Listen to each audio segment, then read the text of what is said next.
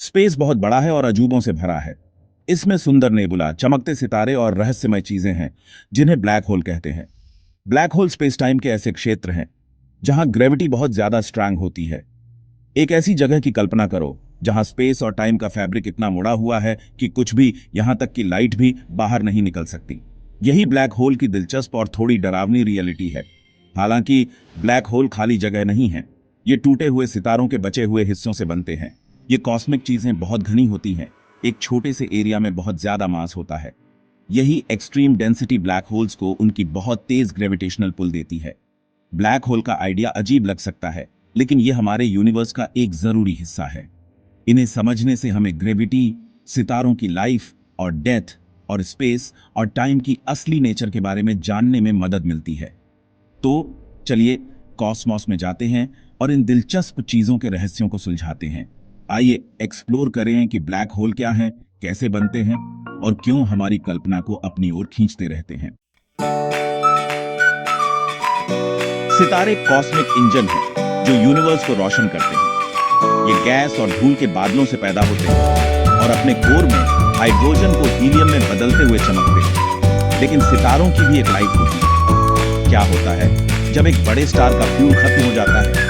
उसका एक शानदार अंत होता है जिससे अक्सर एक ब्लैक होल का जन्म होता है। जैसे ही एक बड़ा स्टार अपनी लाइफ के अंत के करीब पहुंचता है, वह अपनी ग्रेविटी का मुकाबला करने के लिए पर्याप्त एनर्जी नहीं बना पाता और अंदर की ओर गिरता है और हर चीज को जबरदस्त ताकत से अपनी ओर खींचता है। इस कोलैप्स से एक सुपरनोवा शुरू होता है, एक पावरफुल धमाका जो स्टार की बाहरी लेयर्स को स्पेस में उड़ा देता है। अगर स्टार का कोर काफी बड़ा है तो कोलैप्स यही नहीं रुकता।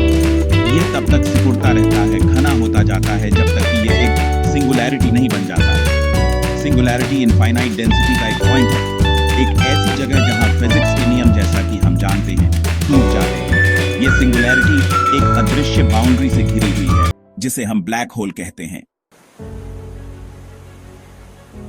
कल्पना कीजिए कि आप एक झरने के किनारे खड़े हैं। आप पानी की गर्जना सुन सकते हैं और अपने चेहरे पर धुंध महसूस कर सकते हैं। अगर आप बहुत पास जाते हैं तो आप किनारे से नीचे गिर जाएंगे, नीचे की ओर बहने वाले करंट से बच नहीं पाएंगे। ब्लैक होल में भी ऐसा ही एक पॉइंट होता है जिसे इवेंट होराइजन कहा जाता है, जहां से वापसी नहीं हो सकती। इवेंट होराइजन ब्लैक होल के चारों ओर की बाउंड्री है जिसके आगे कुछ भी नहीं, यहां तक कि लाइट भी बच नहीं सकती। यह उस पॉइंट को दिखाता है जहां ग्रेविटी इतनी स्ट्रांग है कि यूनिवर्स की सबसे तेज चीज लाइट भी इसके खिंचाव से नहीं बच सकती। एक बार कोई चीज इवेंट होराइजन को पार कर जाती है तो वह हमेशा के लिए ब्लैक होल में फंस जाती है। इवेंट होराइजन कोई फिजिकल बैरियर नहीं है। अगर आप इसे पार करते हैं तो आप इसे देखेंगे या महसूस नहीं करेंगे, लेकिन यह स्पेस टाइम के फैब्रिक में एक बड़े बदलाव को दिखाता है।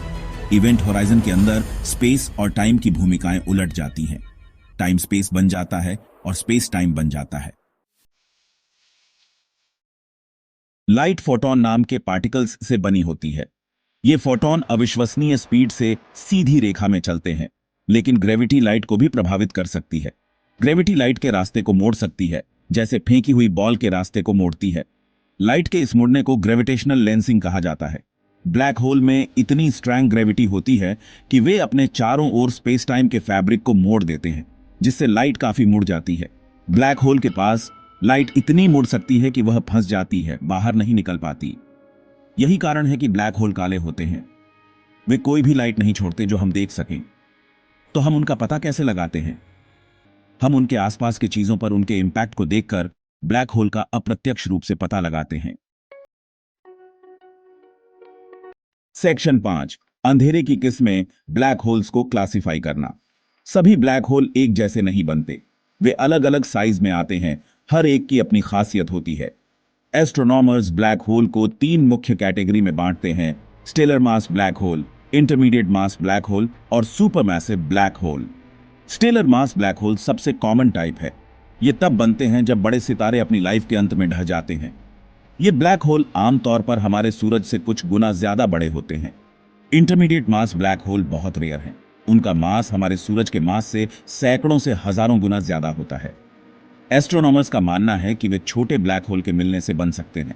Super massive black hole family के जायंट्स हैं। वे हमारे सूरज से लाखों या अरबों गुना ज्यादा बड़े हो सकते हैं। ये विशालकाय ब्लैक होल ज्यादातर गैलेक्सी के सेंटर में रहते हैं, हमारी अपनी मिल्की वे सहित।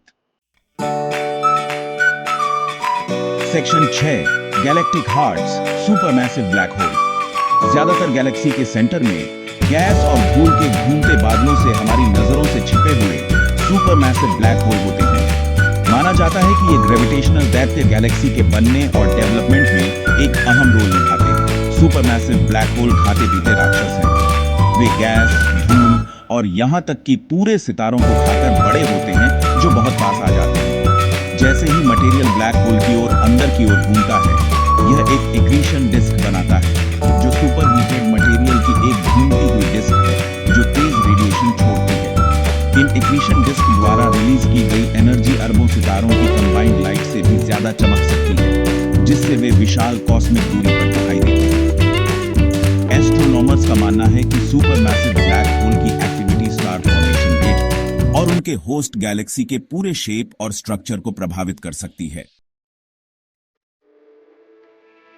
सेक्शन 7 कॉस्मोस को उजागर करना, ब्लैक होल और यूनिवर्स के बारे में हमारी समझ। ब्लैक होल सिर्फ कॉस्मिक अजीबोगरीब चीजें नहीं हैं, ये पावरफुल टूल्स हैं जो यूनिवर्स के बारे में कुछ सबसे बुनियादी सवालों को समझने में हमारी मदद करते हैं। ये ग्रेविटी की नेचर, सितारों के डेवलपमेंट और स्पेस और टाइम के गुणों के बारे में जानकारी देते हैं। आइंस्टाइन के जनरल रिलेटिविटी के सिद्धांत ने ब्लैक होल के अस्तित्व की भविष्यवाणी की थी। ये चीजें कॉस्मिक लैबोरेटरी के रूप में काम करती हैं, जहां हम ग्रेविटी की अपनी समझ की सीमाओं को परख सकते हैं। ब्लैक होल के पास मैटर और लाइट के व्यवहार का अध्ययन करके हम एक्सट्रीम एनवायरनमेंट में ग्रेविटी कैसे काम करती है, इसकी गहरी समझ हासिल कर सकते हैं। ब्लैक होल गैलेक्सी के डेवलपमेंट में भी एक अहम रोल निभाते हैं। उनका गुरुत्वाकर्षण इंपैक्ट सितारों और गैस के वितरण को आकार देता है और उनका एनर्जी आउटपुट स्टार फॉर्मेशन को शुरू या बंद कर सकता है। ब्लैक होल और उनके होस्ट गैलेक्सी के बीच की परस्पर क्रिया का अध्ययन करके हम उन प्रोसेस के बारे में और जान सकते हैं जो गैलेक्सी फॉर्मेशन और डेवलपमेंट को चलाते हैं।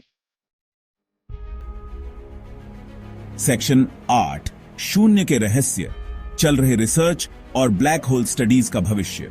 दशकों के रिसर्च के बावजूद ब्लैक होल यूनिवर्स की सबसे रहस्यमय चीजों में से एक है। इन कॉस्मिक चीजों के आसपास अभी भी कई रहस्य हैं और एस्ट्रोनॉमर्स नई खोजें करते रहते हैं जो हमारी समझ को चुनौती देती हैं। एक्टिव रिसर्च का एक क्षेत्र ब्लैक होल मर्जर का अध्ययन है। जब दो ब्लैक होल टकराते हैं तो वे ग्रेविटेशनल वेव्स स्पेस टाइम के फैब्रिक में तरंगों के रूप में भारी मात्रा में एनर्जी छोड़ते हैं।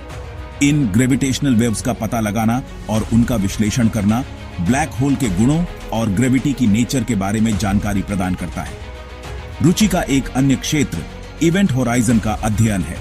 एस्ट्रोनॉमर्स इवेंट होराइजन के आसपास के क्षेत्र की इमेज बनाने के लिए नई तकनीकें डेवलप कर रहे हैं, इस उम्मीद में कि वे सीधे तौर पर ब्लैक होल के सिल्यूट को देख सकें और इस एक्सट्रीम एनवायरनमेंट में जनरल रिलेटिविटी की भविष्यवाणियों का परीक्षण कर सकें। सेक्शन 9 अजूबों का एक यूनिवर्स, समापन विचार। ब्लैक होल यूनिवर्स की विस्मयकारी शक्ति और रहस्य का प्रमाण है। ये कॉस्मिक चीजें जिन्हें कभी सैद्धांतिक क्यूरियोसिटी माना जाता था, अब कॉस्मोस के मूलभूत घटकों के रूप में पहचानी जाती हैं, जो गैलेक्सी के डेवलपमेंट को आकार देती है और फिजिक्स की हमारी समझ की सीमाओं को आगे बढ़ाती है। जैसे जैसे हम यूनिवर्स को एक्सप्लोर करते रहेंगे, हम इन दिलचस्प चीजों के बारे में और भी ज्यादा जानकारी हासिल करते रहेंगे। हर नई खोज हमें ब्लैक होल और जिस यूनिवर्स में वे रहते हैं उसके रहस्यों को उजागर करने के करीब लाती है। एक बात निश्चित है, यूनिवर्स अपने ब्लैक होल और अन्य अजूबों के साथ आने वाली पीढ़ियों के लिए विस्मय और आश्चर्य को प्रेरित करता रहेगा।